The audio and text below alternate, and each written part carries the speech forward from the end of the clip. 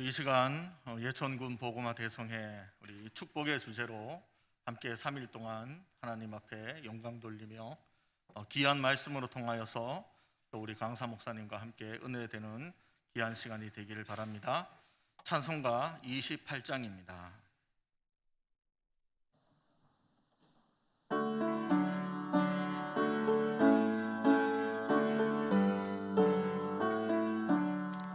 복의 근원 강림하사 찬송하게 하소서. 한량없이 자비하심 청량할 길 없도다. 천사들의 찬송가를 내게 가르치소서. 구속하신 그 사랑을 항상 찬송합니다. 주의 크신 도움받아 이때까지 왔으니 이와 같이 천국에도 이르기를 바라네. 하나님의 품을 떠나 죄에 빠진 우리를 예수 구원하시려고 보혈 흘려 주셨네.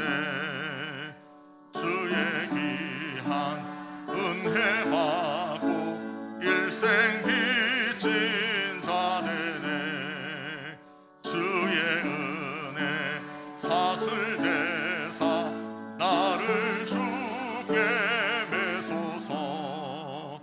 우리 마음은 연약하여 범죄하기 쉬우니 하나님이 받으시고 천국에 넣으시소서.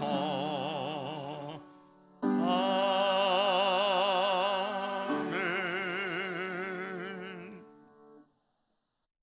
이 시간 우리 대성회를 위해서 우리 부회장님 되시고 우리 예천교회에 또 심하시는 우리 우남석 장로님 나오셔서 기도하시겠습니다.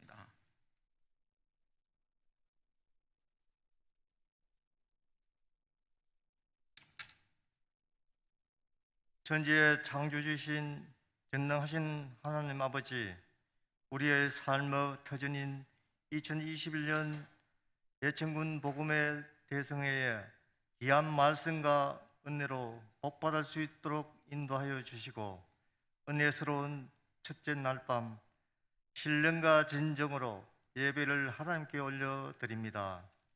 하나님, 풍성한 계절을 맞았지만 우리의 환경은 어느 것 하나 넉넉한 것이 없습니다. 아직도 코로나 팬데믹은 그 끝이 보이지 않고 유례 없는 자연재해와 나라와 민족 간의 분쟁과 갈등이 끊기지 않고 있습니다. 세계의 경제적 위기와 타인을 향한 이유 없는 분노와 표출이 우리 사회를 비틀었게 하고 우리를 두렵게 합니다. 하나님, 매일매일 살아가는 용기와 힘을 주시옵소서.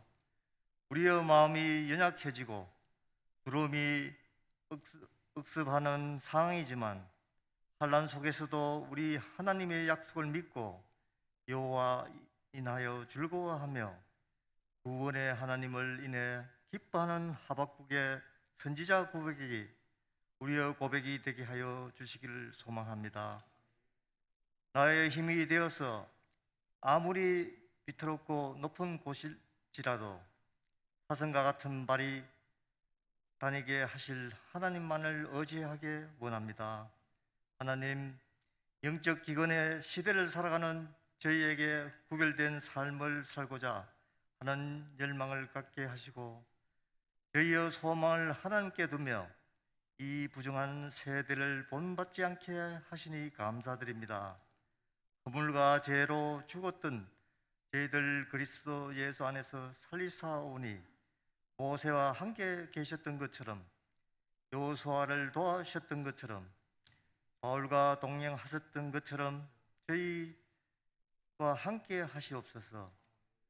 노하기를 더디 하시며 권능이 크신 여호와 하나님, 원수를 사랑하며 너희를 핍박하는 자를 위하여 기도하라 하셨사오니 불순종함으로 주의 명령을 거역하였나이다. 주님께서 몸소 행하심으로 본을 보이신 사랑은 입술만이 아닌 함께 나누는 것이 없음을 기억하게 하시옵소서. 그래서 저희도 육체만은 섬기는 삶에서 돌이켜 주님의 사랑을 담게 하시옵소서. 하나님, 찌거진 저희의 심령에 불을 붙이기 위하여 예충군 복음화 대성회를 갖습니다. 오늘부터 시작되는 복음의 대성화에 성령님께서 바람같이 불같이 생수같이 임하셔서 강하고 애통하고 갈급한 심령들이 소생하며 육신의 문제와 질병으로 고통받는 자들의 문제가 해결되며 치료의 강선이 비치고 가정과 직장과 사업장에도 생통케 되는 역사가 일어나게 하여 주시옵소서. 하나님, 이 시간 말씀을 전하실 도원욱 강사 목사님께 탁월한 말씀의 영을 부어주시고 피곤한 육체의 새 힘을 부어주셔서 오늘 말씀을 전하실 때마다 우리 성도들이 아멘으로 받게 하시고 회개하며 결단하고 신앙생활에 새 출발을 하게 하여 주시옵소서.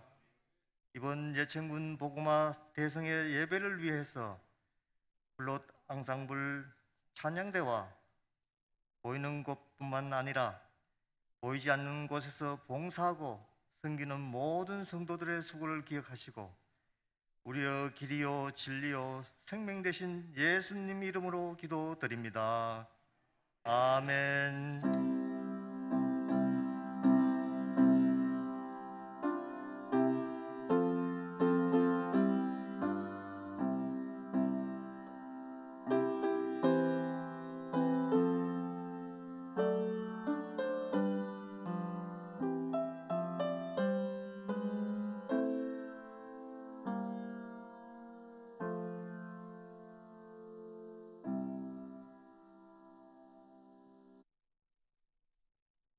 네, 이 시간에는 우리 본회 서기 되시는 우리 이상도 목사님 나오셔서 말씀 봉독해서 올려드립니다. 성경 말씀을 함께 보도록 하겠습니다. 룻기 1장 1절로부터 5절 말씀입니다. 룻기 1장 1절로부터 5절 말씀을 제가 대신하여 봉독하도록 하겠습니다. 룻기 1장 1절로부터 5절 말씀입니다. 사사들이 치리하던 때에 그 땅에 흉년이 드니라. 유다 베들레헴의 한 사람이 그의 아내와 두 아들을 데리고 모압 지방에 가서 거류하였는데 그 사람의 이름은 엘리멜렉이요 그의 아내의 이름은 나오미요 그의 두 아들의 이름은 말룡과 기론이니 유다 베들레헴 에브라 사람이더라.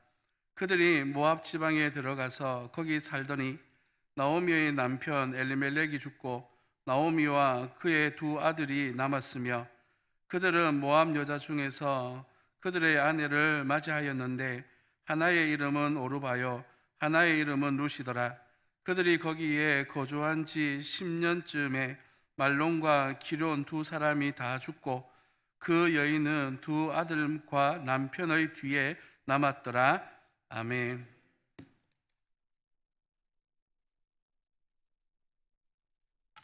네, 우리 이 시간에는 특별히 찬양의 시간입니다. 우리 플롯 안상불 함께 준비하였습니다. 함께 찬양 들으시기 바랍니다.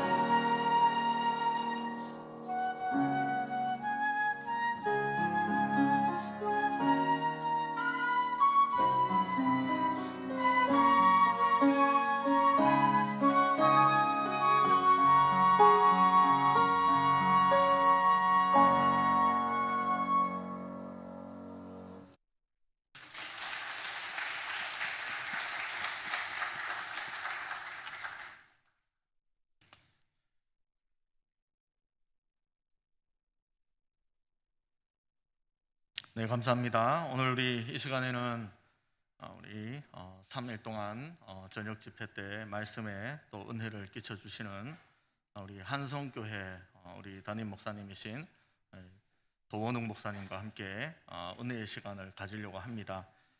오늘 본문에 있는 말씀을 또 어떤 선택이라는 제목을 가지고 말씀 들으실 때 우리 모두가 큰 은혜 받는 귀한 시간이 될 줄로 믿습니다.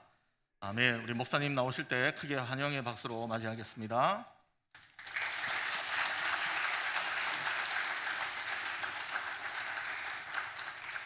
할렐루야. 네, 제가 예천을 두 번째 온 것 같습니다. 과거에 한번 제 제자들과 여기 이렇게 강가에 온 적이 있었고, 오늘 처음 또 이렇게 예배당에 와서 함께 예배하게 되었습니다. 참 깨끗하고, 또 만났던 목사님, 장로님 한 분 한 분이 제가 그냥 이렇게 의례로 하는 얘기가 아니고 너무 사람들이 따뜻하고, 그래서 아주 첫인상이 좋았습니다. 또 오늘 예배하는 이 예배당도 너무 좋고요. 또 이 코로나에 부담이 얼마나 많은데 이렇게 집회에 많이 와주셔서 감사합니다. 설교 잘 못하는데 최선을 다하겠습니다. 저는 좀 분위기가 이렇게 마스크를 착용하고 있어서 그런지는 모르겠습니다만은 좀 제가 약간 무서운데, 제 얘기를 조금 하면, 저는 원래 국산 나이로 63입니다. 59년생이고 원래 대구에서 살았는데 고향은 시골이지만 경산중앙교회에 담임을 11년 8개월 12년을 하고 서울 우리 함성교회 또 부름을 받아서 13년 담임을 했습니다. 하나님의 은혜로 여기까지 왔습니다.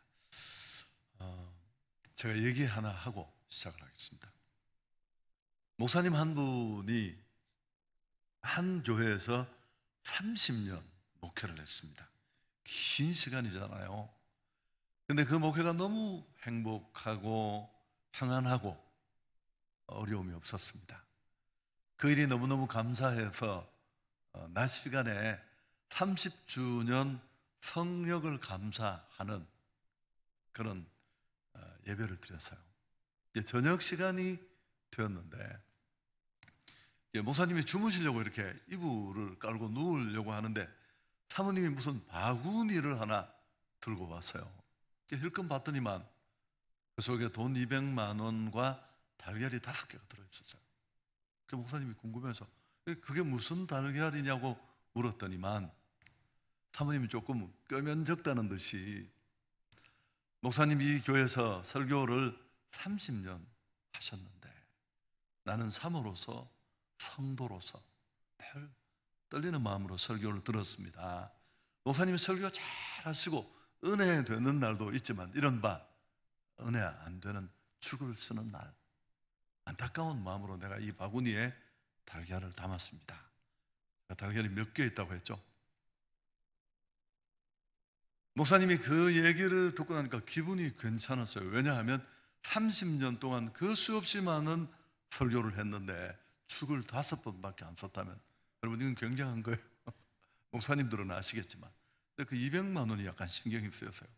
그 200만 원은 뭐냐고 물었더니만 그렇게 모인 달걀을 내다 판 돈이, 제가 이 얘기를 왜 하느냐 하면요, 이 우스운 얘기잖아요. 코로나의 탓이 있겠지만 우스운 이야기를 듣고 활짝 웃을 수 있다는 것은 영적인 상태도 대변해요. 웃을 수 있는 일을 두고 잘 못 웃는 것도 어려움이 있습니다. 여러분 점수는 괜찮은 편입니다. 성경 한 권만 더 읽겠습니다. 제가 사실 이 본문을 주고 우리 주일 예배를 드리면서 좀 함께 얘기하면 좋겠다, 그런 마음이 들어서 뒤편에 연결이 될 텐데요. 성경 한 권만 불편하시더라도 찾으시면 좋겠습니다. 사무엘상 16장, 구약 성경 사무엘상 16장 6절 7절입니다.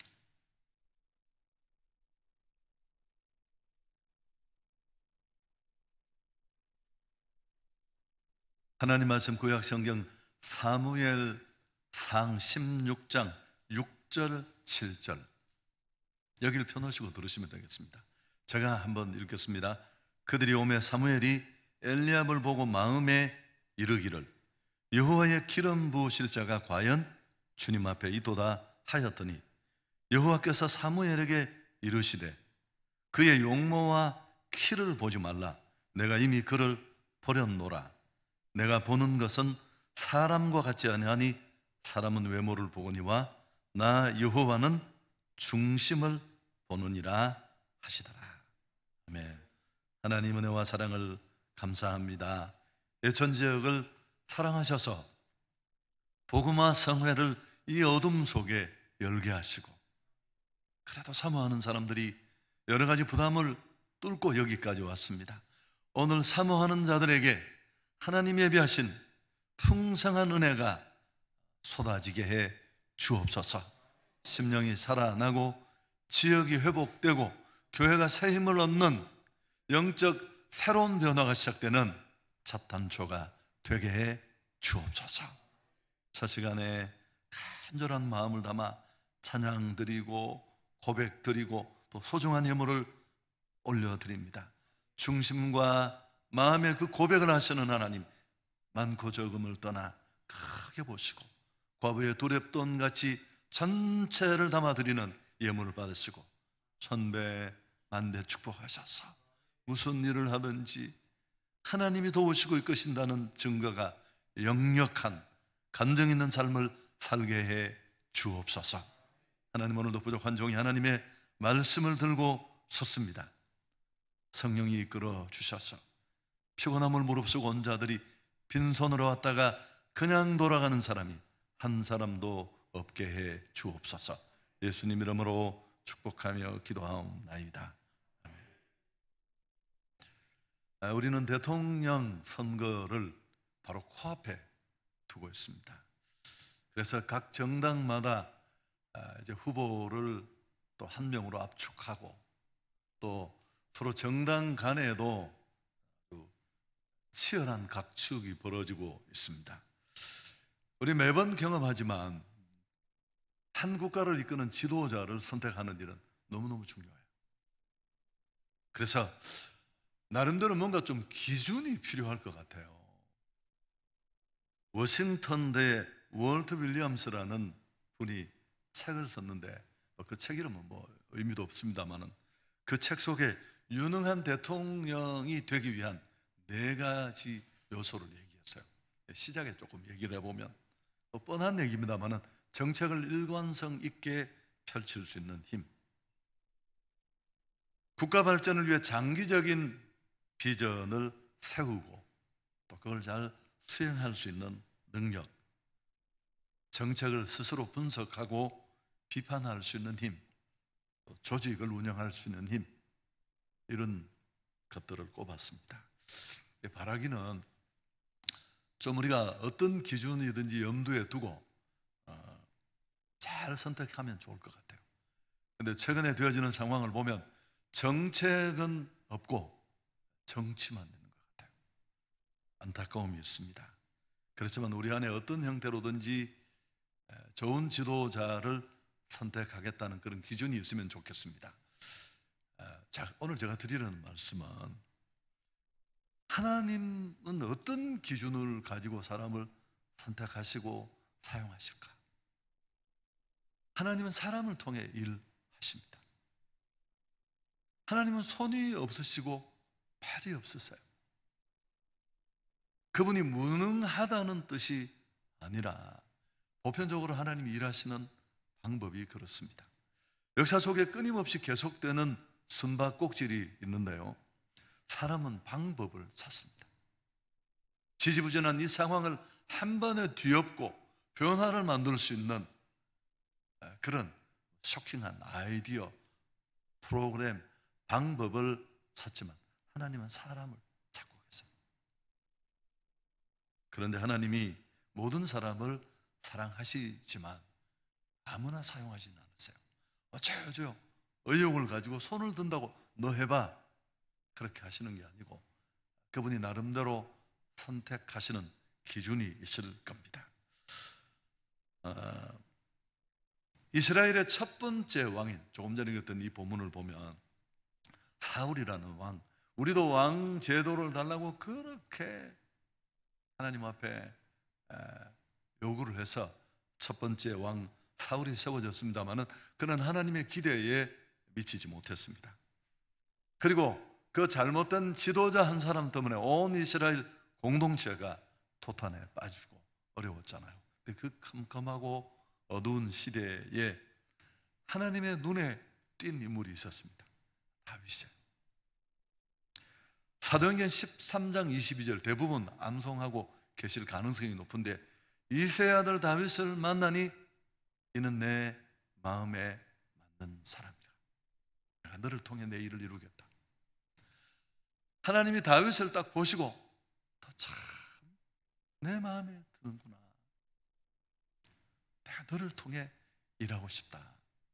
너야말로 내가 찾던 사람이야. 그리고 그를 높이 들어 사용하셨습니다. 우리가 알듯이 초대 왕인 이 사울은 왕 노릇을 제대로 못했습니다. 그래서 하나님은 그를 그 보좌에서 끌어내리시고 두 번째 왕을 세우려고 이새라는 사람에게로 선지자 사무엘을 보내잖아요. 왕 간택을 위한 제사가 성전에서 열리고 이새와 그 아들들도 초대를 받아 도착을 했습니다. 아들 가운데 첫 번째 아들 엘리압이 딱 이렇게 사무엘 선지자 앞에 섰는데 이 엘리압이라는 장남을 보자마자 그 사무엘 선지자는 그냥 꽂혔어요. 왜냐하면 이 사람이야말로 기름 부을 자구나. 왜 그런 줄 아시죠? 너무 잘생겼어요. 키도 크고 거기다가 장남이니까 이건 뭐 묻고 따지고 할 것도 없었습니다. 그렇지만 하나님의 생각은 그렇지 않았습니다. 아니다. 그렇게 말하면서 이 7절의 얘기를 한 거예요. 너는 용모와 키를 보고 혹해서 그에게 기름 부으려고 하는데 나는 사람과 내가 보는 기준은 다르다. 그러면서 사람은 외모를 보지만 나 여호와는 중심을 본다. 여러분, 이 정보는 정말 중요한 정보예요. 우리가 한 사람으로서 참 일생을 한 번밖에 못 살고 금방 훅 지나가는데 그 짧은 인생 가장 감격이 있다면 제가 뒤에도 말씀드리겠지만 하나님께 쓰임 받는 거예요. 회사 사장 보스가 나를 부르서 이거 좀 도와달라 그래도 기분이 좋잖아요. 저분이 나를 인정하시는구나 싶은 마음이 있는데 하물며 온 우주 만물의 왕 되신 하나님께 쓰임을 받는다면 얼마나 감격스럽겠습니까? 그렇다면 이런 걸 좀 우리가 정보를 가지고 있어야 되는데 하나님이 누군가를 선택했다면 그건 전적인 은혜고 그분의 자의적인 결정이기 때문에 우리가 왈부할 수는 없습니다. 그러나 그럼에도 불구하고 나름대로의 기준이 있는데 그 기준이 사람은 외모를 보지만 나는 중심을 본다. 여러분, 우리는 모두 외모를 중시합니다. 자유로울 수가 없어요. 이 설교를 들어도 오늘 이 사무엘이라는 선지자가 얼마나 기도 많이 하는 영성이 칼같이 샤프한 그런 리더인데도 엘리압을 보고 단번에 끌리잖아요.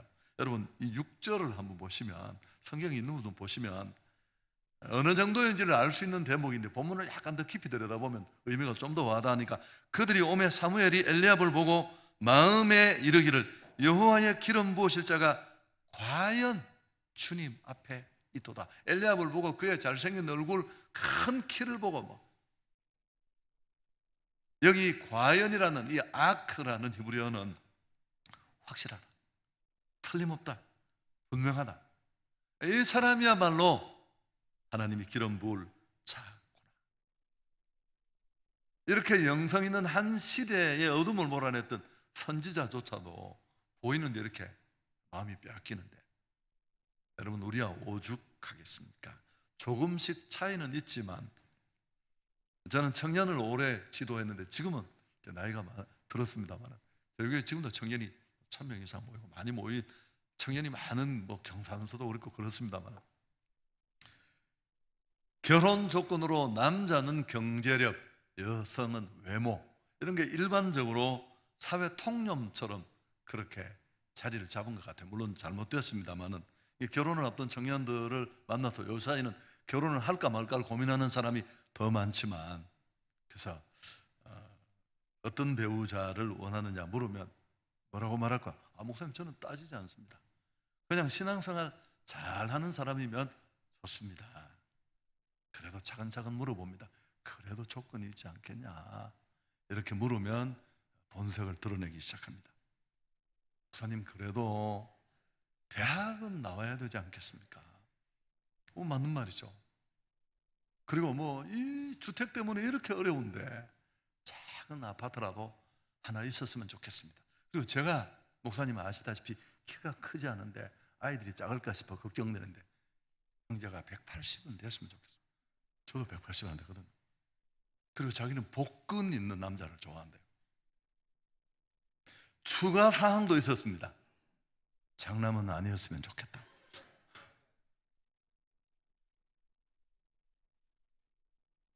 제가 저희 아내가 저한테 왜 시집을 왔는지 36년째 물어도 이야기를 안 해줍니다. 이유인지. 사람은 누구나 보이는 것에 연연합니다. 그렇지만 하나님은 중심을 보시는데, 자 그러면 도대체 하나님이 보신다는 그 중심이 뭘까요? 여러분 설교도 많이 듣고 잘 아실 텐데 우리가 오늘 또 한번 기억하고 곱씹었으면 좋겠어요. 도대체 그분이 보신다는 그 중심이 뭘까요? 누구는 배꼽이 중심이래. 여러분 영어 성경에는 마음이라고 되어 있습니다. heart. 근데 우리 이 개역 개정 우리 번역이 좋은 것 같아요. 마음이라는 말보다는 중심이란 말이 좀 더 포괄적이니까요. 이 마음은 한 사람의 내적 조건과 심령의 상태를 일컫습니다. 신앙심, 진실성, 정직성 이런 것들이 이 범주 안에 들어가는데 더 간단하게 한 방에 끝내면 하나님이 보신다는 이 중심을 보신다는 말은 결국 우리 안에 믿음을 보신다 뜻입니다. 여러분 하나님은 우리를 보실 때 믿음을 보세요. 네가 예수를 몇 년 믿었느냐? 네 직분이 뭐냐? 네가 도대체 어느 대학을 나왔느냐? 교회 창립 멤버냐? 그게 중요한 게 아니라 믿음을 보십니다. 꿰뚫어 보시는 그분 앞에 엘리압은 선택될 수가 없었습니다. 급기야 코너에 몰린 사무엘 선지자가 아이가 더 없느냐고 물었더니만 이새가 머리를 끌적이 되면 이건 제 표현입니다만 아가 하나 더 있습니다. 들판에 있던 막둥이 다윗이 불려오고 하나님이 친히 개입하셔서 다윗을 지목하고 기름을 붓습니다. 다윗이 나이가 어려서 막둥이라서 오늘 이 잔치에 초대되지 못했다면 어쩌면 뭐 그건 그럴 수 있는데 뒤에 또 아시겠지만 결코 그렇지 않습니다. 어쩌면 평생에 한 번 기회가 있을까 없을까는 이 가족 전체가 초대되는 자리에 그가 불려오지 못했다는 것은 그런 이유만은 결코 아닙니다. 너무 아버지에게조차 그는 미미한 존재였습니다. 어떤 분은 학자들 중에 이렇게 말하는 분도 계세요. 아마 다윗이 집안에 왕따를 당하고 있었던 것 같다. 또 어떤 분은 앞에 있는 7명의 형들과 다윗은 배다른 형제였을 가능성이 있다. 이런 추측도 합니다. 여러분 그렇지만 시편 27편을 보면 우리가 잘 알고 있는 시가 있어요. 이 다윗의 시입니다. 27편 10절에 자막이 없어서 좀 불편합니다만 제가 읽어드리겠습니다. 내 부모는 나를 버렸으나 여호와는 나를 영접하시리라. 어린 시절에 다윗이 부모의 인정과 사랑을 받지 못했다는 것을 암시하는 구절이에요. 자기를 낳아준 부모조차 그를 아프게 하고 그를 알아주지 않았습니다.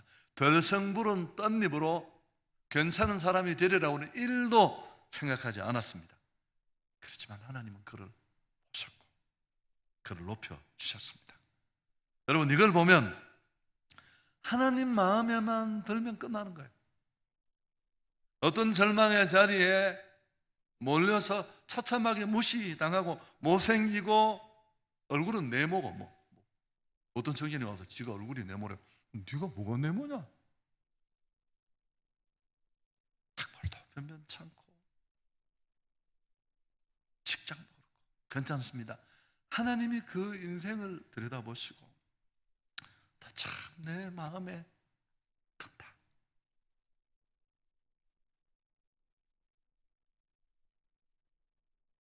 여러분, 그런 게임 오버예요.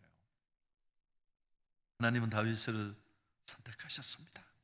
외모나 실력, 인간적인 어떤 것이 아닙니다. 그는 진짜 하나님을 온 마음으로, 중심이 하나님을 향해 온전히 기대어 있는 진짜 믿음의 사람이었습니다. 하나님은 지금도 어떤 자를 찾고 있느냐 하면 종교인이 아닙니다. 그냥 교회에 다니는 것, 내가 의지하고 기대는 많은 것들 중에 그 한 가지 의지처로서의 하나님이나 신앙이 아니라 그 전생애가 올인하듯이 주께 던져지고 주만 의지하고 주만 바라보고 진짜 신앙인을 찾으시고 도와주시고 축복하십니다. 역대하 16장 9절에 유명한 구절이 있잖아요. 여호와의 눈은 온 땅을 두루 감찰하사 전심으로 자기를 향하는 자를 위하여 능력을 베푸신다. 할렐루야.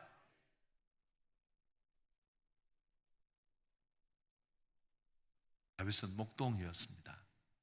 하나님이 그를 돌아보지 않았으면 아버지도 그의 미래를 별로 기대 있게 바라보지 않았는데 목부로서 양똥 소똥을 온몸에 묻히고 그렇게 인생을 마쳤을 겁니다. 근데 하나님이 그를 마음에 들어 하시자 높이 들어 중근동의 강자를 삼고 열왕이 그 발 앞에 머리를 숙이고 조공을 바치고 그 최고의 축복을 누리는 정상의 복을 누릴 때도 그는 성경을 읽어보면 하나님 앞에 다 납작하게 엎드려서 주밖에는 나의 복이 없습니다. 하나님, 내게 이 많은 가지 복을 주셔서 내가 누리며 살고 있지만 내 진짜 복은 하나님입니다. 할렐루야. 하나님을 바라고 소망했습니다. 전능하신 하나님은 평생 이런 다윗과 함께 하시고 그를 높이 축복하셨어요. 여러분, 역사상 최고 부자는 누구였을까요? 다윗이. 한번 기네스북 찾아보십시오. 하나님 앞에 헌금만 수조를 드렸어요. 또 이걸 누가 계산했어요? 다윗은 성경의 열왕을 재는 잣대예요. 그래서 이제 제가 줄거리를 다 아는 내용을 설명했는데 앞에 본문과 연결도 하겠습니다만은 이런 사실을 앞에 두고 우리가 부흥회 또 이런 집회를 왜 합니까? 사실은 나의 모습을 보고 고치고 바꾸려고 하잖아요. 기업에도 수명이 있다라는 책이 있습니다. 일본에서 쓴 책인데 좀 된 책인데 명치유신대부터 최근 일본까지 500대 기업을 조사했어요. 어떤 기업은 순식간에 문을 닫고 사라지는데 또 어떤 기업은 50년, 100년이 가도 더 가치를 남기고 더 실적을 남기고 점점 더 강해지는 기업이 있습니다. 핵심이 뭐냐 하면 혁신했습니다. 혁신, 이노베이션. 아무 문제가 없을 때 스스로 거울 앞에 서서 잣대를 들이대고 나를 고치고 바꾸고 변화를 시키고. 여러분, 정말 코너에 몰려서 변화를 강요당할 때 늦어요. 중병에 걸리면 수술도 못 하잖아요. 그 칼에 죽을 수 있으니까. 오늘 말씀에 비친 우리 모습을 보고 나의 모습을 보고 고치는 그런 시간이 될 수 있기를 축복합니다. 자, 그럼 제가 두 가지 정도로 정리를 해서 말씀을 드리려고 하는데, 정말 우리가 축복의 사람으로 살려면 축복을 사모한다고 되는 게 아니거든요. 복받을 만한 자로 내가 준비가 돼야 되는데, 그 하나님은 절대 우리 쇼맨십에 통하는 분이 아니에요. 우리 페인팅 모션에 속아서 목사도 속을 수 있고요, 성도들도 헷갈릴 수 있어요. 그래서 그를 점점 더 책임 있는 자리에 세울 수 있는데, 한국 교회는 그렇게 엉터리로 중직자가 된 사람들이 만들어내는 소용돌이 때문에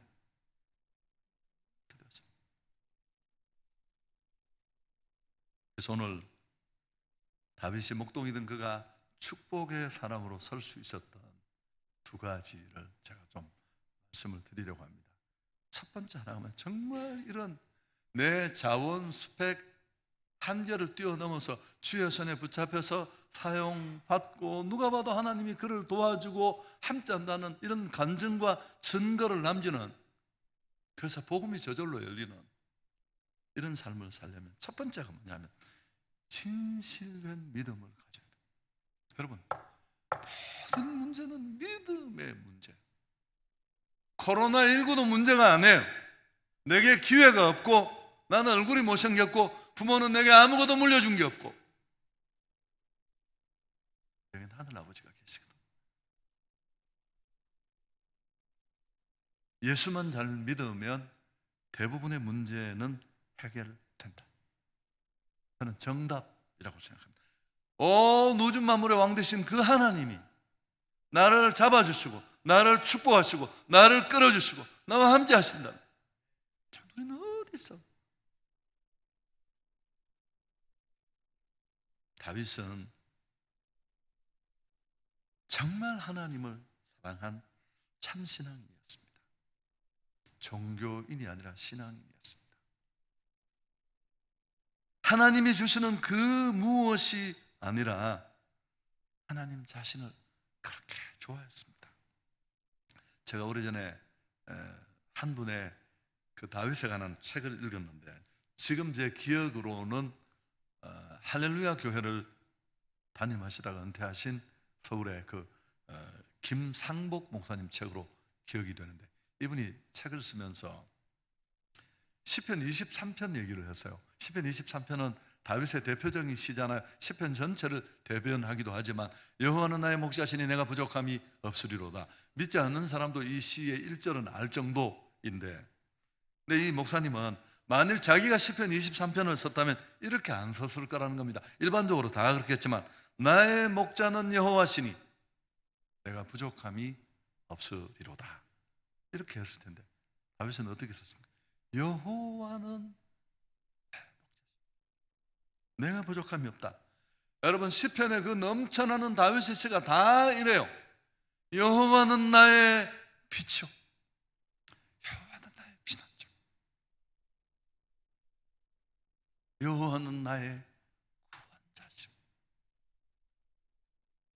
매번 하나님이 문장 앞에 나와요. 그러면서 이 목사님이 뭐라고 얘기를 하냐면, 다윗은 하나님으로 가득한 사람이다. 하나님만 바라보고 하나님만 생각하고 그분을 높이고 싶어. 그래서 누가 다윗의 배를 이렇게 꼭 누르면 다윗의 입에서 여호와가 나왔을 것이다. 우리 오늘 한번 해볼까요? 코로나라서 옆에서 한 배를 한번 살짝 눌려보면 저녁 때 먹은 게 튀어나올까요? 다윗은 정말 하나님으로 가득했습니다. 사실 사무엘 상하라는 이 책은, 제가 오늘 상을 읽었잖아요. 상하라는 이 책은 두 권이지만 한 가지 목적으로 편집된 책이에요. 참 하나님 중심, 하나님만 두고 하나님 중심주의로 사는 다윗이라는 한 사람. 출발은 그럴듯하게 껍데기 걸치고 갔지만 철저하게 자기 생각만 하는 인본주의, 자기 중심주의를 대변하는 사울이라는 두 사람을 극명하게 대조를 합니다. 그 처음과 과정과 마지막이 어떻게 다른지, 그래서 그 책을 읽는 독자들로 하여금 어떻게 살래? 늘 하나님으로만 충만했던 이 다윗은 그가 높이고 드러내고 싶은 그 이름이 엘라 골짜기의 아버지 심부름 같더니만 골리앗 앞에 온 이스라엘이 엘라 골짜기에 코를 박고 벌벌벌 떠는 거 보고 견딜 수 없었죠. 평생 그가 높이고 싶은 분이었는데 지가 키가 3m든 무장의 무게가 60kg든 그건 중요하지 않아요. 그래서 맞짱을 뜬 거예요.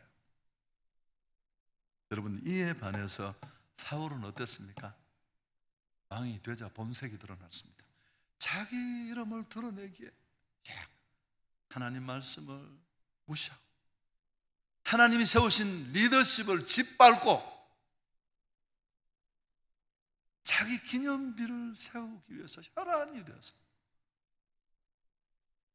출발은 쿨했는데 한 사람은 수천 년이 지난 지금도 다윗 미국, 한국 다 그렇습니다. 그 이름 뒤에 데이비드, 다윗이라는 말을 붙이고 싶어 어울리지도 않는데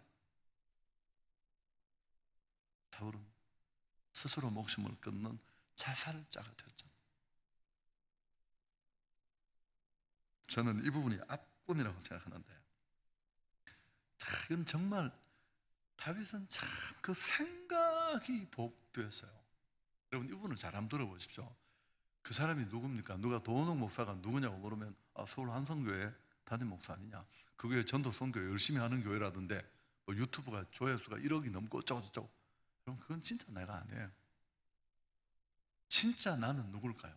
잠언에 뭐라고 했습니까? 대저 그 위인이 어떠한즉 그 생각도 그러하다. 그 생각이 니콜 그 사람이에요. 도둑놈은 맨날 훔칠 생각할 거 아니에요. 사기꾼은 사기칠 생각만 하고. 다윗은 정말 그 생각이 복됐는데 학자에 따라 다릅니다만 이렇게 기름을 부음받고 통일 이스라엘의 왕이 되는데 길게는 15년이 걸렸어요. 그 10년, 15년 가까이 동안에 살짝 사이코가 된 이 지치지도 않는 사울이 죽이려고 미친 듯이 따라다녀서 인생 다 날아갔어요. 그리고 또 유다 지파의 왕이 되었잖아요. 여러분, 이스라엘이 강원도 많은데 유다 지파는 그게 뭐예요? 그게 콩조각 많은데 12조각 중에.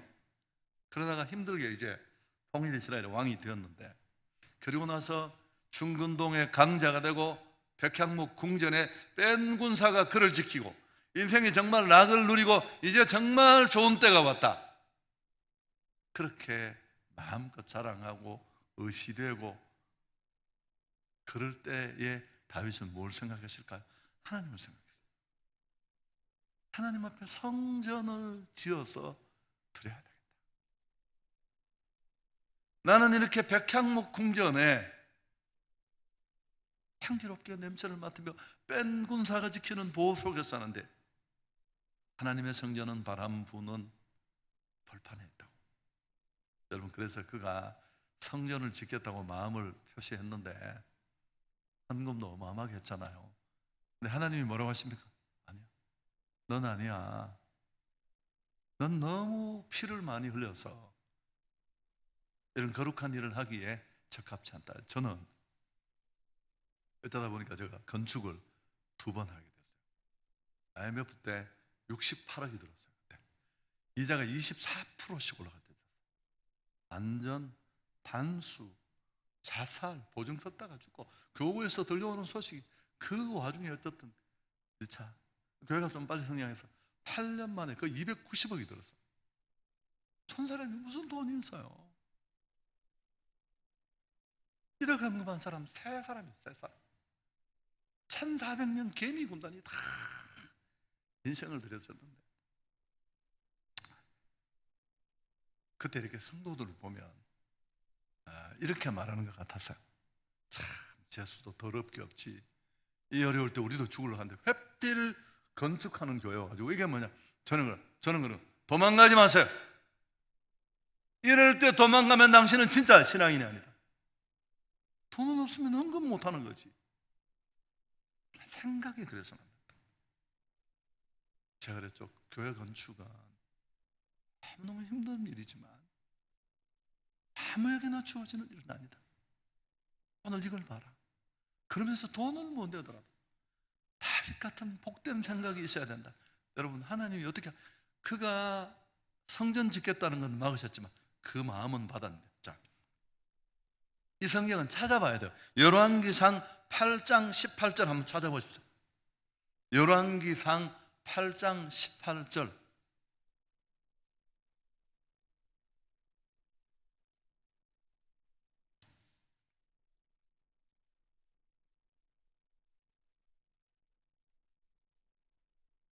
우리 열왕기상 8장 18절 같이 한번 읽어볼까요?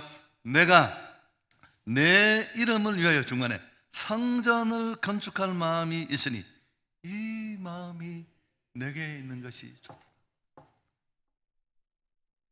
주님이 성전은 네가 지을 수 없다고 말했지만 그 마음을 받으셨어요. 어떻게 네가 이런 날에 나를 생각하느냐. 그 마음이 내게 있는 게 너무너무 좋구나. 여러분, 그리고 이게 사무엘하 7장에도 나오는데요. 이른바 다윗 언약 속에 이게 딱 패키지로 들어있는데 하나님이 기분이 너무너무 좋으셔서 그냥 손에 잡히는 걸 다 주어주셔. 내 나라와 내 위를 내가 경고케 하겠다. 그리고 혹시 네 아들이, 네 자녀들이 잘못하면 내가 사람 막대기와 인생 채찍으로 징계할지라도 그를 보좌에서 끌어내리지 않겠다. 네 원수를 내가 내 원수로 규정해서 그냥 두지 않겠다. 여러분, 저는 건축을 하는 동안 좀 부정적인 얘기가 참 어려운 일을 많았던데 회의 때 꼭 시끄러우신 분들이 헌금은 안 하잖아요. 제가 잊을 수 없는 제 제자들이 있는데 전 참 복이 많은데 이 친구들이 제가 청년 사역을 할 때 사실 제부도 좀 알려졌었어요.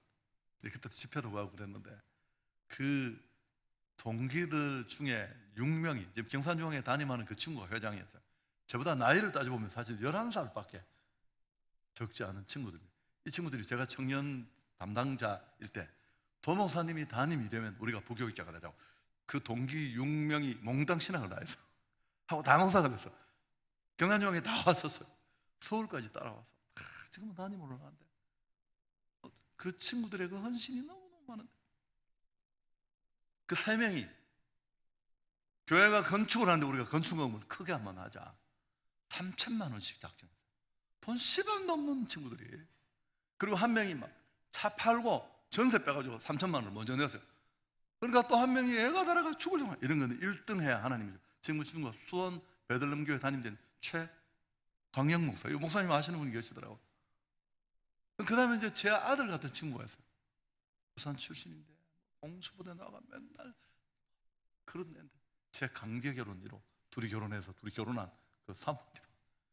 이 친구가 어느 날 저한테 목사님 건축헌금 가져왔다고 축복. 그런데 제가 방에 들어오라고 했더니만 수표 1,000만 원짜리 2장을 가져왔더라고. 무슨 돈인데 걔가 돈 없다는 건 내가 아는데 싹 웃으면서 저희 집 사람이 암에 걸렸습니다. 그 갑상선 암에 걸렸는데 이 친구가 돈은 없는데 성도들 등록금도 해주고 뭐야 보험 들어줘서 외국계 보험회사에서 한 군데서 1,000만 원씩 나왔어요. 지금은 중복이 돼. 그래서 내가 너 정신이 있는 놈이냐고 내가 싹 웃으면서 제발하면 또 나옵니다. 그래서 제가 그 2,000만 원을 들고 지금 그 친구는 서울 산서울교회 담임 목사가 됐죠.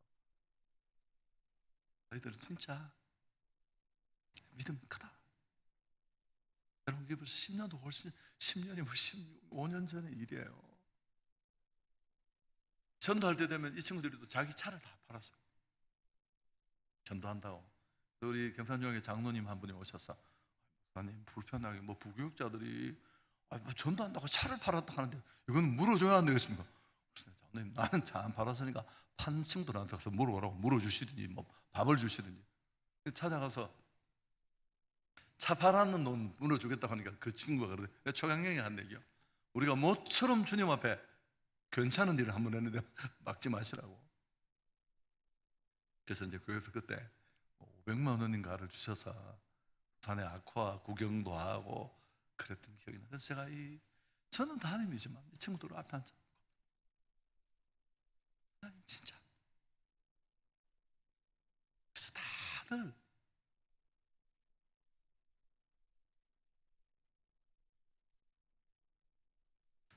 하나님은 이 뜨거운 마음을 받으시고 마음껏 축복하셨습니다. 여러분 예수 잘 믿기를 축복합니다. 주변에 한번 돌아보십시오. 제가 집회 다니면서 맨날 이야기했는데 진짜 드리고 베풀고 나누고 믿음으로 살아서 왕창 망한 사람이 있습니까? 지금까지 한 케이스도 없습니다. 제가 뒤에 사례도 소개하겠습니다. 없어요. 얍삽하게 중간에 끼어가 이것도 아니고 세상에도 도움 못 받고 하나님 도움도 못 받는 종교인들이 만드는 비범한 난무하지. 그래서 이제 저는 참 서울에 제가 부임을 하니까 저희 교회가 너무 어려웠었거든요. 빚이 158억이었습니다. 이자를 7.1%를 주고 있었어요. 부교육자 사례를 4개월을 못 줬더라고요. 목사님 4명이 저를 찾아왔더라고요. 목사님 저희 노동청 가야 됩니다. 무슨 4개월 동안 우리가 어떻게 사느냐. 그런 교회였어요. 그런 교회인데 친구들이 다 올라와서 인생을 다 던졌어요. 또 청년 맡았던 친구는 경산형의 청년이 1,몇백 명 모일 때인데 저희 청년 5, 60명도 모이지 않을 때였어. 내가 이 친구 보고는 가자고 얘기를 안 했어요. 그래서 어느 날 와서 왜 제보고는 가자고 얘기를 하죠. 그래 거기 사람도 없고 너는 떠가지고 뭐 교당 공따도 만들고 집회도 다니고 그런데 거기 갈 수 있겠나? 서운했냐? 너 서운하면 기도해라. 기도해보고 네가 가고 싶다면 가도 된다. 그러니까 막 울면서 뒤를 따라온 거야. 제가 당연히 가야 되죠. 그리고 왔어요. 그래서 정말 인생을 다 던졌어. 제 청년부를 세우고 6년 전에 창경궁 옆에 있는 원남교회라는 한국의 청년 사역자로는 제일 알려진 청년아 죽지마 라는 책을 쓴 그 친구들이죠. 그런 도움을 많이 받았습니다. 여러분 진짜 믿음으로 살아서 하나님의 손에 쓰임받는 여러분 되기를 축복합니다. 두 번째, 또 제가 한 가지 강조하고 싶은 게 있는데요. 그게 뭐냐 하면 자신의 지금의 삶에 성실해야 한다는 겁니다.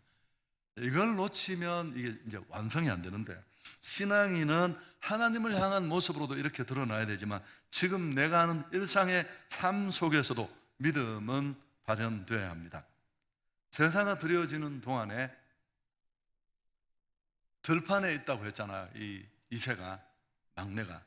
그런데 11절에 보면 거기 막내가 남았는데 광야에서 양을 칩니다. 그리고 그가 불려와요. 12절에 보면 사무엘상 16장 12절에 그냥 듣기만 들으십시오. 그러면 외형으로 보이는 다윗을 소개하는 문장이 나와요. 얼굴색이 붉고 뭐 준수하고. 근데 이 얼굴색이 붉다라는 이 표현을 두고 들판에서 일을 하고 태양에 그을린 얼굴을 의미한다. 그렇게 한 주경학자가 말했습니다. 저는 이 부분이 진짜 큰 글씨로 보였어요.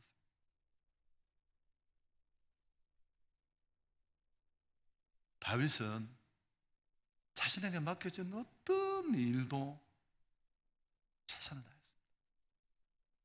이건 좀 설명을 필요로 한데, 사실 제가 오늘 첫날 저녁에 룻기를 하고 싶었어요. 제가 룻기가 4장으로밖에 안 된 책인데 이걸 한번 5, 6년 전에 주일날 강해를 했는데 제가 너무 큰 은혜를 받았어요. 그 룻기는 사실 이렇게 그냥 읽어보면 인생이 완전히 풍비박산난 버려진 여인들만 보여요. 사회보장제도가 아무것도 없던 시대에 딱 죽어야 되는 여자들만 보이는데 조금 들여다보면 그 절망 위에 일하시는 하나님의 헤세드, 자기 백성을 끝까지 책임지는 그분이 보여요.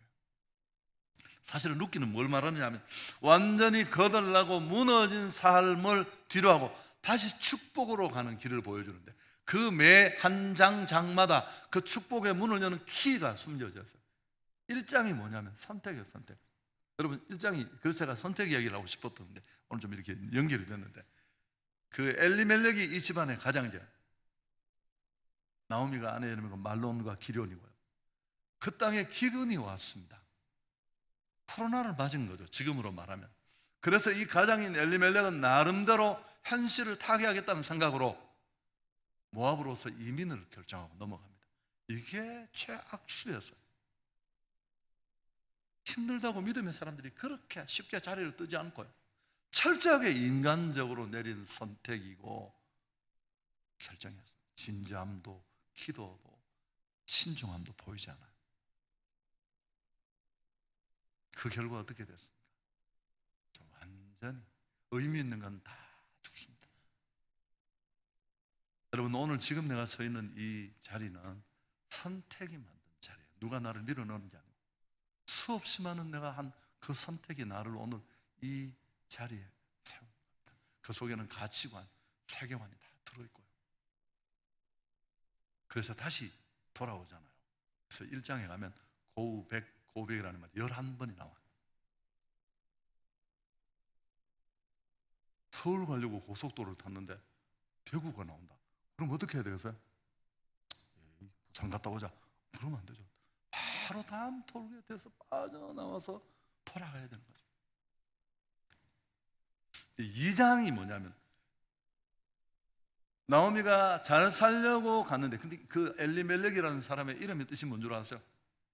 여호와는 나의 왕이십니다. 이분 이름이 여호와는 나의 왕이십니다.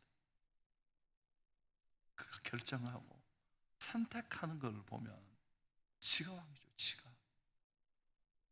그래서 다 어려운데 제가 얘기를 안 하고요. 이게 실화인데, 미국에 사는 한 여성이 있었는데 서울에서 고등학교 다닐 때부터 실화예요. 교회를 출석했습니다. 대학교 3학년 때 교회 안에서 교제하던 남자친구가 있는데 비전도 맞고 신앙도 맞아서 두 사람이 결혼을 약속했어요. 근데 이 남자 청년에게 문제가 몇 가지 있었어요. 첫째는 뭐냐면 너무너무 가난하다는 거예요. 두 번째, 또 한 가지 문제는 예수를 너무 세게 믿는다는 거예요. 좀 부담이 있었어요. 대학을 졸업하고 한 몇 달, 9개월쯤 되던 어느 날 어머니가 친구 한 명을 통해 백마탄 왕자를 소개받았어요. 한국 준재벌의 장남이고 미국에서 NBA 과정을 밟고 있는데 마치면 돌아와서 아버지 경영을 물려받는 그런 사람이었습니다. 이 친구도 역시 문제가 있었죠. 무슨 문제인지 아시겠죠? 예수를 안 믿는다는 거죠. 이 자매는 고민을 하다가 돈 많은 부자와 결혼해서 전도하면 되겠다. 그게 더 현명한 선택이라고 생각하고 결정을 했습니다. 결혼하고 샌프란시스코로 날아가서 그림 같은 집을 짓고 행복을 꿈꾸며 살았는데 5년 만에 모든 게 다 끝났어요. 첫째는 한국에 IMF가 왔어. 남편 아버지 회사가 무너지고 빚더미 위에 앉아서. 이건 있을 수 있는 일이에요. 두 번째, 정말 문제는 이 남자가 결혼하기 전에 심각하게 사귀던 자매가 있었어요. 이 문제로 두 사람은 이건 사는 게 아니었어요. 우리 어머님 맨날 하시던 얘기였습니다. 처녀 복은 개복이다. 시집을 잘 가야 되지. 여러분, 결혼이라는 게 얼마나 무서운 선택인데, 저는 이렇게 말합니다. 여러분, 오늘 선택이 만드는 이 폐해를 줄이기 위해서 한 가지만 기억하셔도 돼요. 그 한 가지가 뭘까? 한번 불편하지만 따라해 보시겠습니까? 돈이 결정하지 못하게 하라. 여러분, 내 인생의 중요한 결정을 돈이 하시게 하면 안 돼요. 이것 한 가지만 주의를 해도, 우리 김진동 목사님 바라보는 모습은 다르지만 그분이 언젠가 책에 썼던 얘기를 저는 기억납니다. 나는 내 인생에 언제나 좋은 길과 나쁜 길이 있을 때 의도적으로 저걸 선택했고 선택에 대해서 지금도 후회하지 않는다. 청계천으로 가는 거나 다 그런 것들이죠. 여러분, 좀 길었는데 이제 2장이 오늘 제가 말하던 설교의 중심감, 2장이 뭐냐면 나오미가 참 살려고 간데, 죄송합니다, 속된 표현, 쪽팔리잖아요.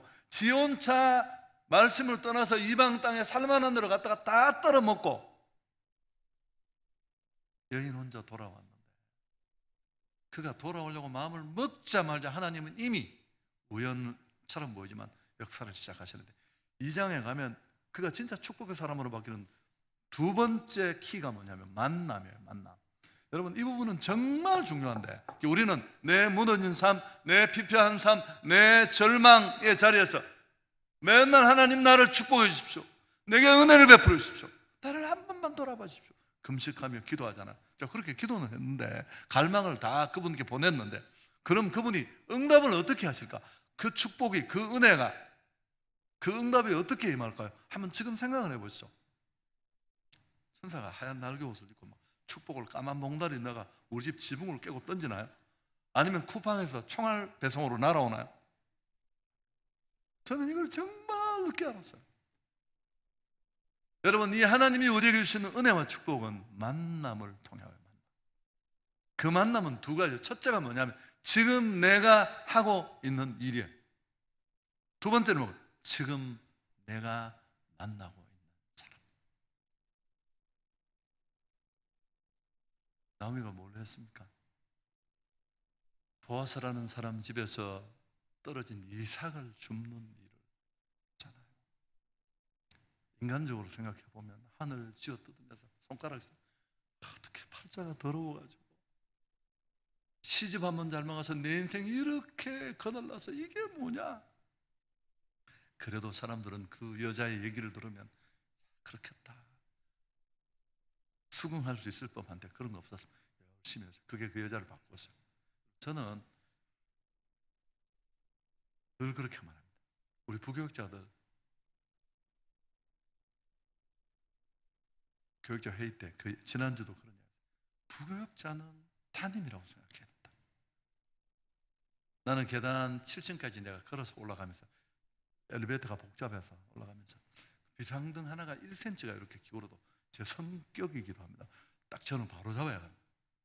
너희들한테는 안 보이냐? 당신들한테는 안 보이냐? 이게 내 교회냐? 이게 우리 원로 목사님 교회냐? 이게 주님의 교회지. 담임은 조금 객관적으로 언제든지 갈 수 있다는 마음이 있어야 되지만, 부교육자는 정말 이게 나의 교회다. 그래, 하나님이 그에게 큰 일을 맡기신다. 제가 이제 아양교회라는데 부교육자로 간, 제 이야기에서 죄송합니다. 강사니까 어쩌겠습니까? 제가 조그마한 닭장교회를 섬기다가 그 교회에서 좀 어려움이 생겨서 제가 한 교회 부교육자로 갔는데, 철야 기도를 하는데 굉장히 뜨겁게 하시더라고요. 딱 관절이 풀릴 만큼 열심히 하시더라고요. 제가 좀 무서워서요. 저는 오버한다 싶어서. 사람도 몇 명은 모이는데 제가 기둥 뒤에서 보니까 심하다, 분위기가. 아니나 다를까 우리 제가 모셨던 담임 목사님이 술 먹으면 약간 영향을 받으셔서 뜨겁게 하시는 그런 기도였는데, 그래서 제가 이제 한 2주를 보는데 힘이 들더라고요. 막 억지로 그렇게 애를 쓰니까 하나님이 내한테 한마디 하시더라고요. 너 이러다가 끝낼 거냐? 성도들이 저렇게 뜨겁게 기도하는 걸 보면서 너는 비웃고 제가 고치겠습니다. 정말 열심히 했습니다. 열심히. 그랬더니 6개월 만에 이상한 소문이 났어요. 도은욱 전도사가 찬양 인도를 잘한다는 이상한 소문이 나서요. 최춘하 목사님, 담임 목사님 저를 부르시더니만, 도 전도사가 찬송 인도를 잘한다는데, 또 제가 찬송 인도를 금요 집회 때 했어요. 또 6개월 되니까 또 이상한 소문. 사모님, 담임 목사님 사모님이 또 제가 거기 6년을 있었습니다. 6년을 있었는데 제가 17가지 일을 했어요. 우리 사모님이 얼마나 멋있는 분이냐면, 담임 목사님한테 죄송합니다, 날 가셔서 도 목사님한테 주일 설교도 한 번씩 맡기라고. 우리 목사님 화가 나셔가지고, 어느 대한민국 어느 교회가 부목사가 주일 설교하는 데가 있느냐고 그럴 정도였었어요. 그럴 정도였는데 제가 무슨 말씀, 저는 그때 찬송을 잘 못하니까 찬송을 부르면 이 넥타이가 땀이 나서 다 젖어요. 이게 물이 여기 모여서 제가 어쩔 수 없이 옷을 벗어 던지고 이걸 흉내내는 사람. 여러분, 그래서 결국 어떻게 된 줄 아세요? 저를 대한민국에서 제가 그 우리 부산 무슨 교회입니까? 포도원교회 김문은 목사님 교회 갔더니만 저를 이렇게 소개하더라고요. 한국에서 기도회를 제일 잘 인도하는 분이라고. 맞는 말인지 틀린 말인지는 모르겠습니다만, 경산중앙교회 금요집회, 한성교회 금요집회에 사람들이 몰려오는 이유는 말씀이 아니에요. 설교 끝나고 하는 그 기도회. 저는 박자도 좀 엉터리고 그런데 정말 인생을 다 던졌어요. 저는 지금은 그렇게 하지 않지만 목 실까봐 하나님 이래버리면 내가 부역자 뒤통수를, 야, 목 어디다 쓰려고 해? 그냥 울 때 되고 밀어. 목소리도 그렇게 한데 좀 부러지지. 그 소리가 두꺼워지고 힘이 있지 말이야. 또 뭐 노래방 가서 목 쓰려고 해? 또 그랬었어요. 지금 그러면 또 욕먹으니까. 여러분, 작은 일이 큰 일 되는 줄 믿습니다. 알바라도, 아무리 작은 교회라도. 제가 닭장교회 25평 닭장에 기둥이 25개였어요. 그 책에도 이번에 사진이 실렸는데, 그 컨퍼런스 준비하는 책. 그 제가 가끔씩 그 닭장교회 했던 골목을 지나다니면서 이 골목마다 내 눈물이, 제가 봉고 아이를 하나 사서 태워드렸어요. 태워드리면 시골 분들이 겸손하시잖아요. 마을 입구만 하면 아유 전사님 자기 여기 내려갔다는 거야. 알고 보면 집은 거기서도 진짜 멀어요. 저도 피곤하니까 갈등이 생기죠. 제가 기도했습니다. 봉고가 들어갈 수 있는 데까지 무조건 다 태워준다. 그렇게 3년 5개월을 열심히 했었어요. 그 다음 이야기는 못하겠는데 뭐 어떻게 해서 그렇게 됐었는데, 또 지금 만나는 사람도 마찬가지입니다. 이야기도 다, 제가 우리 원로 목사님을 만났는데, 미국에서 오래전에 만났는데 그냥 아버지 같은 분이셨어요. 제가 어머니 아버지를 모시고 있던 사람이고 그래서 그냥 깍듯하게 했어요. 근데 그분이 저를 너무 좋아하셨어요. 그리고 어느 날 전화가 와서 한성교회를 당신이 했으면 좋겠다 이렇게 이야기는 못하시고, 그래서 어쨌든 제가 가게 됐는데, 경산중앙교회와는 비교할 수 없는 교회죠. 제가 제 아내한테 얘기했더니 제 아내가 딱 10초 만에 저를 쳐다보더니 정신 나갔어요. 아니 목사님 가만히 있다가 50대 초반에 왜 이런 짓을 하세요? 집으로 가버렸어요. 그렇게 말하고 저는 3주 만에 그 지어놓은 그 교회를 제가 예배 한 번 딱 드리고 갔어요. 성도들이 난리가 났어요. 울고 불고 집 앞에 기다리고 밤새서 찾고 홈피에 올라와서 당신도 나와 우리 함께 하자. 비전은 다 끝났느냐? 이제 나중에 제가 무슨 막 서울 가서 막 무슨 대골 같은 집일 줄 알았는데 빚더미에 갔다는 걸 알고 이제 막 다들 아파하시고 뭐 그러셨는데, 그래서 이제 제 이야기 좀 편안하게 하면 사람들이 이렇게 말하는 사람이 있습니다. 어려운 교회를 당신한테 맡겨서 그랬다. 그렇게 말할 수도 있어요. 근데 저는 그렇게 생각한 적이 한 번도 없었어요. 우리 원로 목사님은 내 비전을 향해 가는 길에 길을 열어주신 분이다. 제가 그분을 소홀히 대하고 함부로 대했으면 그 일은 절대 이루어지지 않아요. 여러분, 제가 오늘 짧게 이 말이 얼마나 중요한 얘기인지를 모른다면 그건 진짜 심각한 거예요. 축복이 그냥 어떻게 온다고요? 지금 내가 하고 있는 일, 작은 일이 큰 일 될 줄 믿습니다. 나오미 아무것도 도움을 줄 수 없는 시어머니 얼마든지 짓밟고 얼마든지 무시하고 두고 가도 돼요. 무슨 일을 맡겨도 틀림없는 사람. 저는 우리 교육자들 목사님만 20몇 명이고 그런데 딱 보면 충성된 사람이 보여. 우리 여전사님 한 분이 오셨는데 딱 보니까 이게 물건이에요. 멋있다. 큰 교회인데 거기서 절대 보내주지 않는데 어떻게 왔느냐 그러니까 사표를 냈대요. 그래서 좋다. 당신 오늘부터 대장해라. 제가 주일학교 전체를 다 맡겼어요. 일정을. 주일학교 전체를 총 인선을 구성할 수 있는 거 다 맡기고요. 제가 뭘 하고 싶으냐고 물었어요. 스튜디오를 지어달래요. 그 2억이에요, 2억. 지어줬어요. 그러고 나서 제가 너무 충성된 사람이니까 진짜 대장이 되려면 당신이 공부를 더 해야 된다. 공부에 별로 관심이 없더라고요. 작년에 박사과정에 들어갔어요. 류지혜라는 지금 한국에서 제일 뜬 강사라서 매주 집회를 가는 주일학교는 최고 사역자가 됐죠. 책도 쓰고. 저는 너무 기분 좋고, 자기가 이제 집회 가는 종이를 나한테 맨날 허락을 맡아야 되니까, 그래서 내가 그런 거 하지 마라. 네 마음대로 가도 되고, 당신이 날아가는 걸 보는 게 나는 너무 해피하고, 내가 그걸 뭐 검사하고 그럴 필요가 뭐가 있습니까?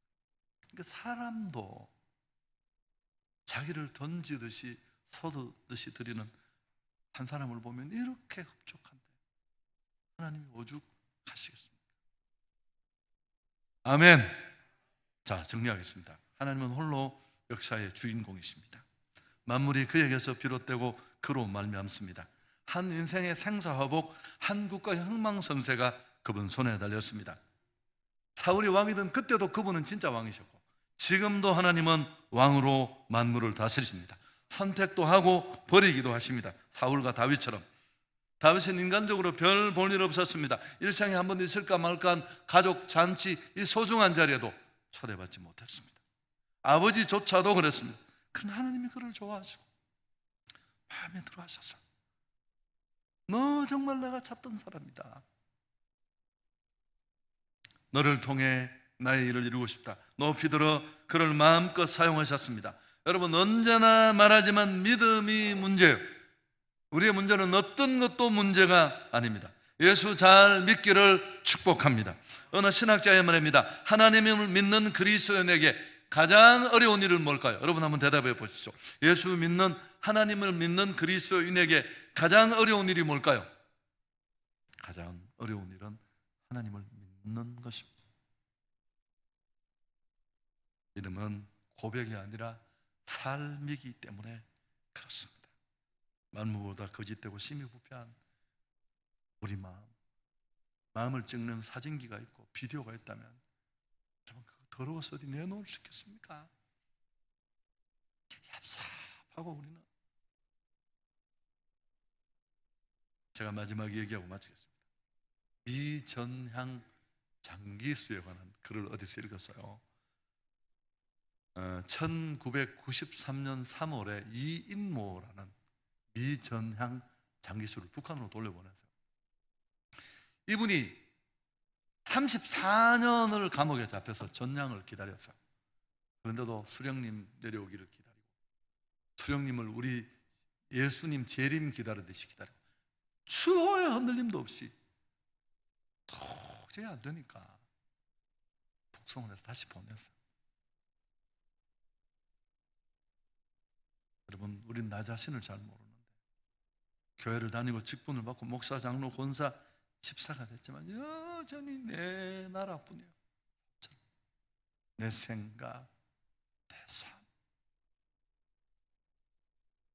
오늘 이 짧은 집회가 정말 우리가 남의 나라를 바꾸는 그런 진짜 전향이 일어나길 축복합니다. 이거 간단한 일이에요. 습관 바꾸는 것보다 쉬워. 생각만 고치면 되니까.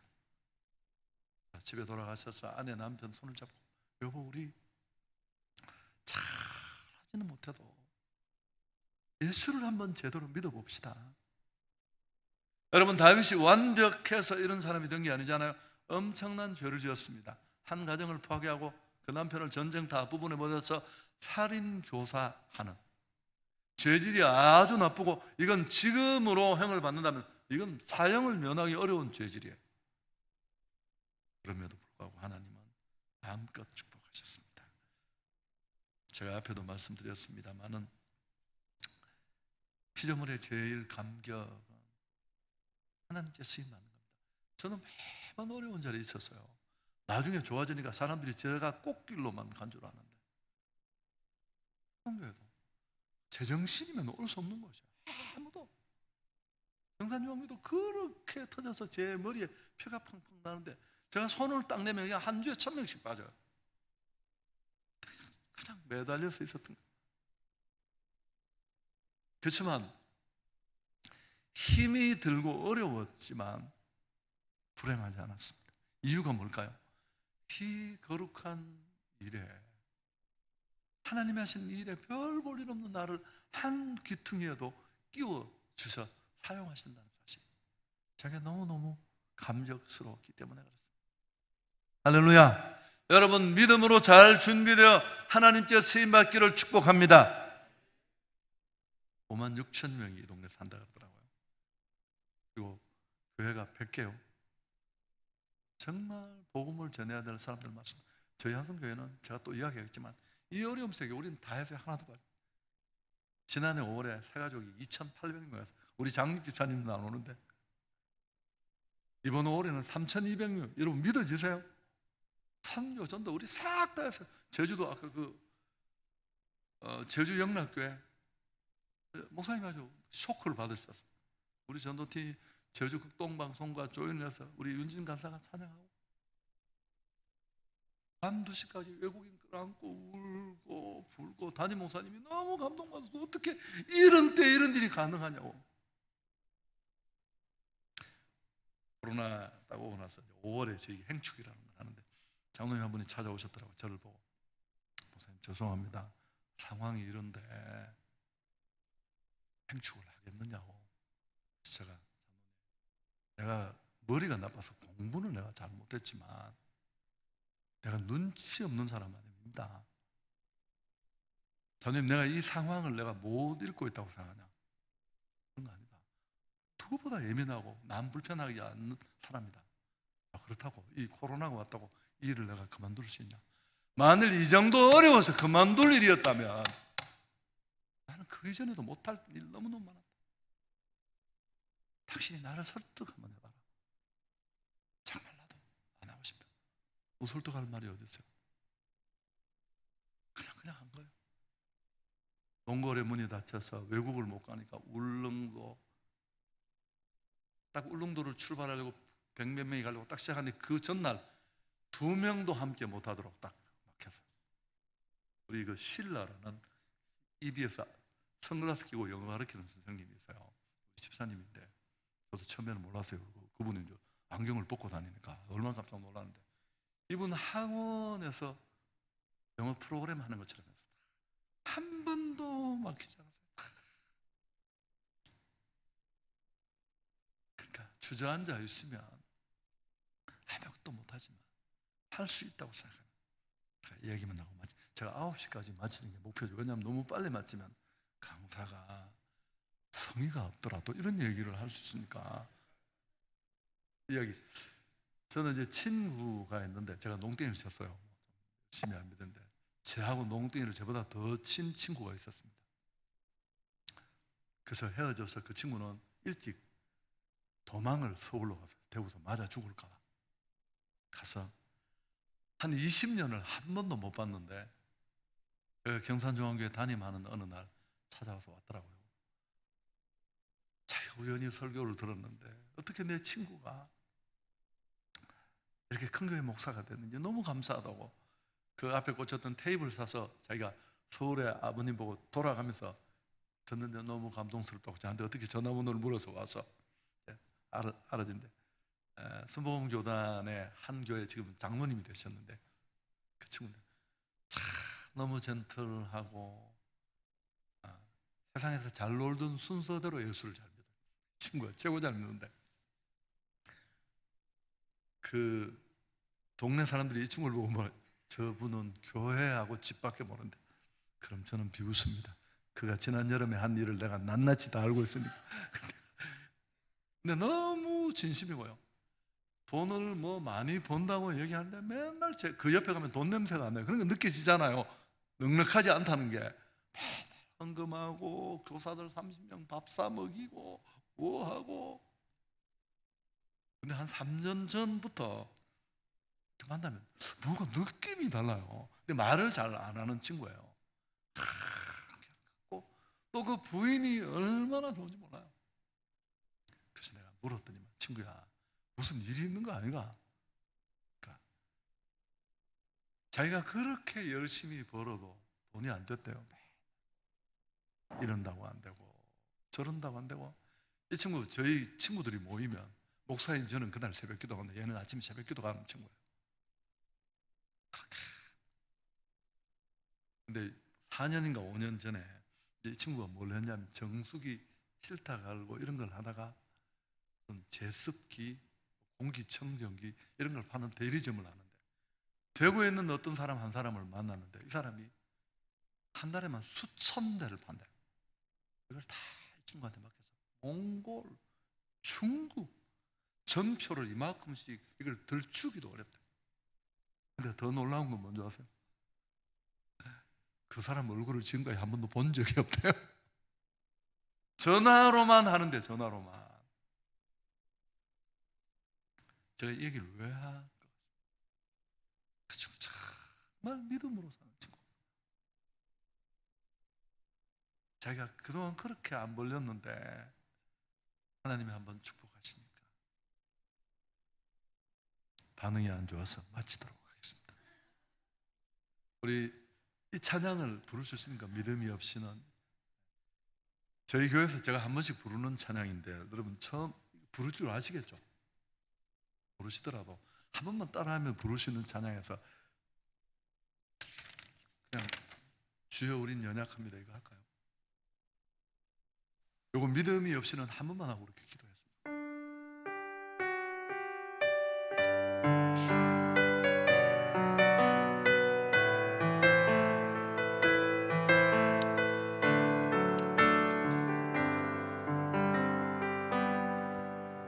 주님, 제 마음이 너무 자막이구나. 주님을 볼 수 없습니다. 이 땅에 속하여, 이 땅에 속하여, 이 땅만 보다가 주님 손을 놓쳤습니다. 나는 나무내로 왔는데 왜 주저하게 되었나. 나는 정직인데 언제부터 내 삶의 주인이 되어버렸나.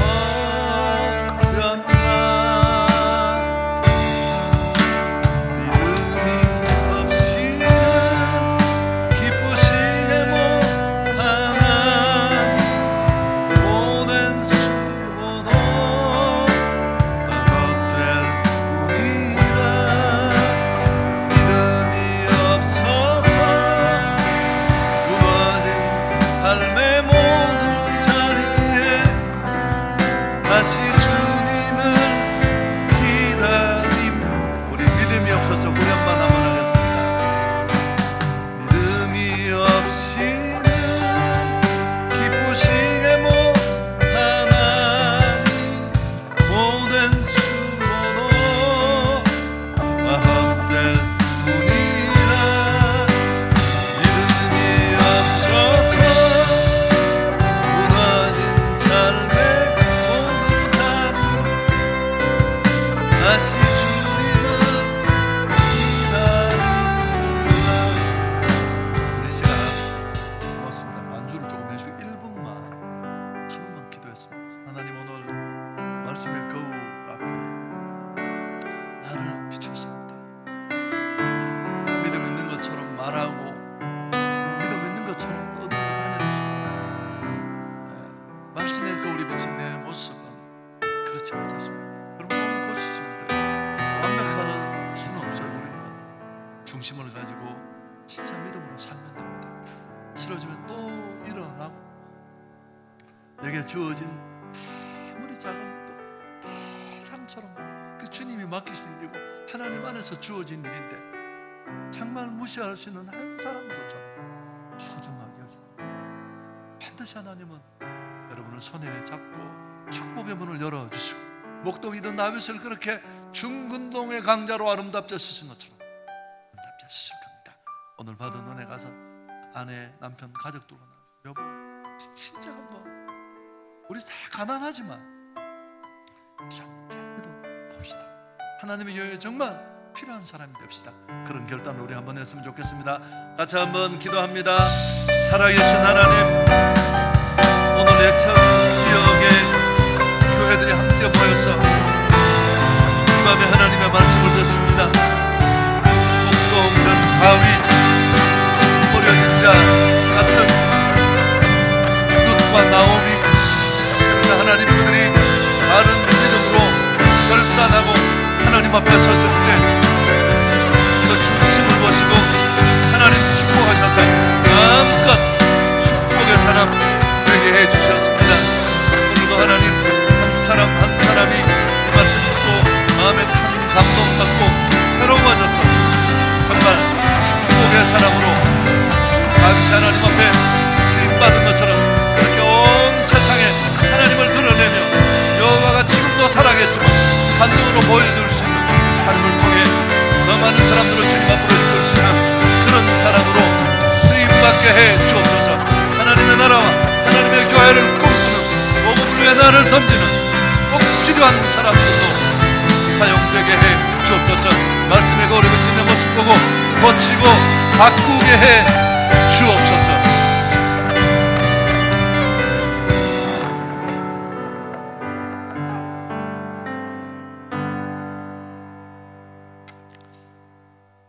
예수님의 이름으로 기도드립니다. 아멘. 찬송가 212장 찬양 드리겠습니다.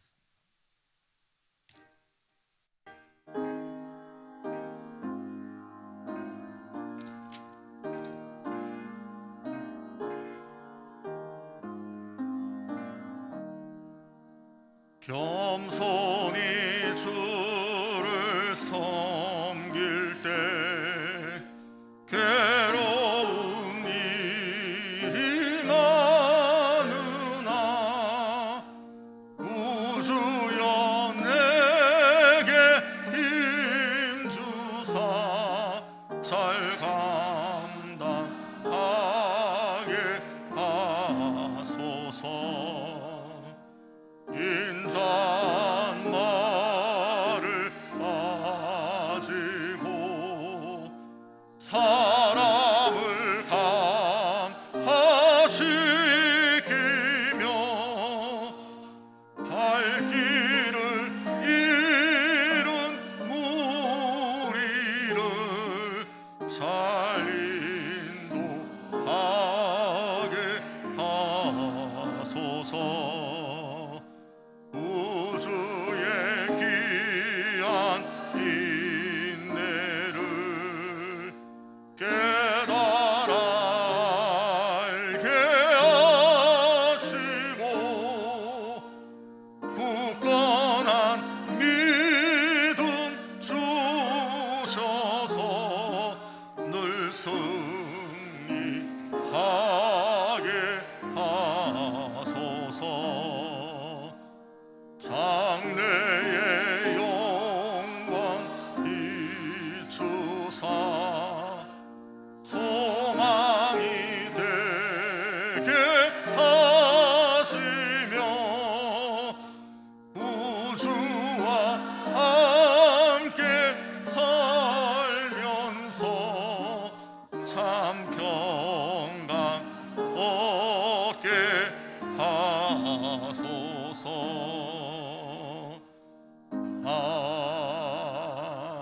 아멘. 먼저 감사드린 분들한테 하나님 앞에 헌금 드립니다. 범사에 감사드립니다. 예천군 복음화 대성회를 통해서 예수님의 은혜와 사랑이 예천에 가득하고 국민들에게 희망과 용기가 전해질 수 있기를 기도합니다. 드렸습니다. 예천교회 우리 김용수 목사님 성회 감사헌금 드렸습니다. 하리제일교회 김명규 목사님 본회 회장님이신데 우리 감사헌금 예천군 복음화 대성회 첫날 부어주실 은혜를 기대합니다. 드렸습니다. 오늘 집회가 성집회가 되게 없어서 부족한 종류들입니다. 이 말씀의 은혜가 풍성한 복음화 대성회가 되게 없어서 우리 이상도 목사님 드렸습니다. 이 시간 우리 본회 총무로 섬기고 계시는 최성열 장로님 나오셔서 광고 말씀 전하겠습니다. 예천군 기독교연합회 총무 최성열 장로입니다. 안내 말씀드리겠습니다. 오늘 2021년 예천군 복음화 대성회를 허락해 주신 하나님께 모든 영광을 돌려드립니다. 순서를 맡아주신 임원들과 영상으로 참여해 주신 각 교회와 성도님들께 감사를 드립니다. 찬양으로 예배를 도와주신 라소이 찬양단과 블롯 앙상블 팀에 감사를 드립니다. 축복이란 주제로 귀한 말씀을 증거해 주신 도원웅 목사님께 감사를 드립니다. 어려운 시기에 장소를 제공해 주신 예천교회 김영수 목사님과 당회 그리고 성도님들께 감사를 드립니다. 예천군 관내 모든 교회와 성도님들께서는 예천 지역 복음화를 위해서 늘 기도해 주시기 바랍니다. 예천군 복음화를 위하여 일천 후원의 회원이 되어 주시면 고맙겠습니다. 그리고 오늘 안내를 맡아주신 예천제일교회 권사님들 감사를 드립니다. 주차 안내로 수고해 주신 기독신우회 회원들께 감사를 드립니다.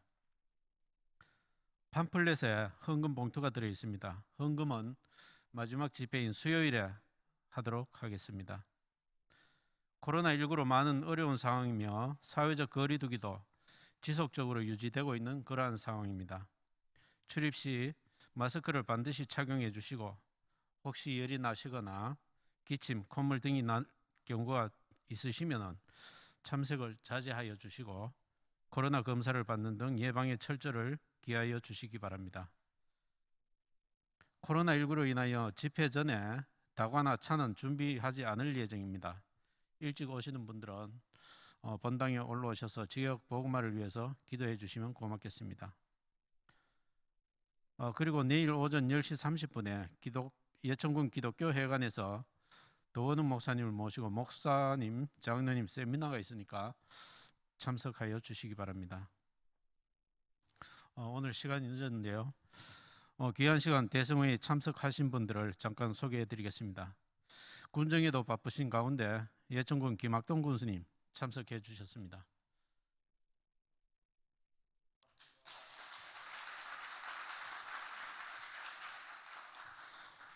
의정에 바쁘신데 예천군 의회 김은수 의장님 참석해 주셨습니다.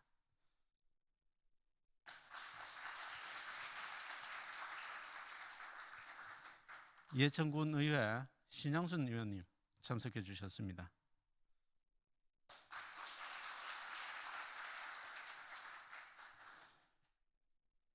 그리고 김상동 전 예천 부군수님 참석해 주셨습니다.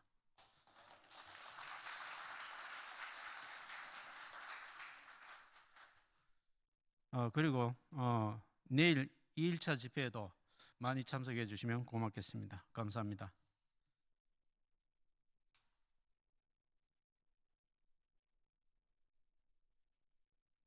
예천교회 우리 담임 목사님이시고 본회 고문이신